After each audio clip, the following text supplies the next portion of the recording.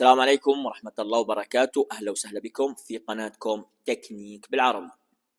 يا جماعة، هذا الفيديو راح أعتبره من أهم المقاطع اللي أنا عملتها وبدي أعملها. هذا المقطع راح أوجهه للناشئين في كرة القدم، ولا الشباب أو حتى اللي بداياتهم أو حتى المتمكنين ولكن لسه ما حصل على الفرصة الحقيقية. اسمع هذا المقطع للآخر وركز في كل كلمة فيه. انت اليوم مش مجرد لاعب، انت مشروع حياة. كل تمرين بتتمرنه، كل تعب بتتعبه هو استثمار مباشر في مستقبلك، مش لحدا، هو إلك انت. في هذا الزمن ما حدا راح يجي يصنعك، انت اللي بتصنع نفسك، انت اللي بتقرر تكون عادي او استثنائي. دايما العب لنفسك، مش للمدرب ولا للجمهور، مش لأي شخص. العب عشان تغير حياتك، عشان ترفع اسمك، عشان تبني وتكتب قصة كل الناس يحكي عنها، عشان تكون ناجح وتكون إشي كبير في حياتك. واسمع هاي العبارة كثير كويس: كرة القدم ما بتتعارض مع الدراسة. الناجح هو اللي بيعرف يوازن، واللي بيعرف يكون قوي في الملعب وواعي خارج الملعب. ركز: واعي خارج الملعب. العقل القوي زائد الجسد القوي هو عبارة عن لاعب ما حدا بيقدر يوقفه. وين ما بتكون، بالشارع، بالنادي، بأي ملعب، بالأكاديمية، فرصتك موجودة. بس السؤال: هل أنت جاهز تمسكها؟ ودايما إذا كنت بنادي خلي العين عليك دايما، مش بالكلام، بالانضباط، بالالتزام، بالمستوى المحترم. خلي الكل يحترمك، خلي حضورك يحكي عنك قبل لسانك.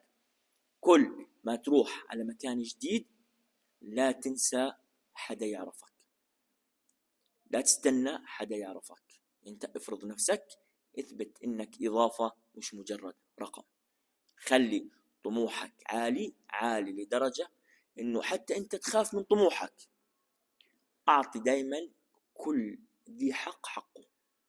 انت موجود في نادي معين بهاي الفترة، اعطي هذا النادي حقه. احترم كل فرصة، بس لا تخلي ايش سقفك محدود.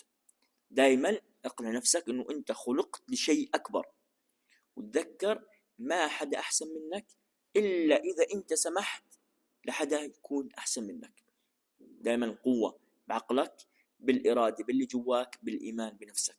لما الكل يشكك فيك، وبدك دايما تتأكد إنه العمر مجرد رقم.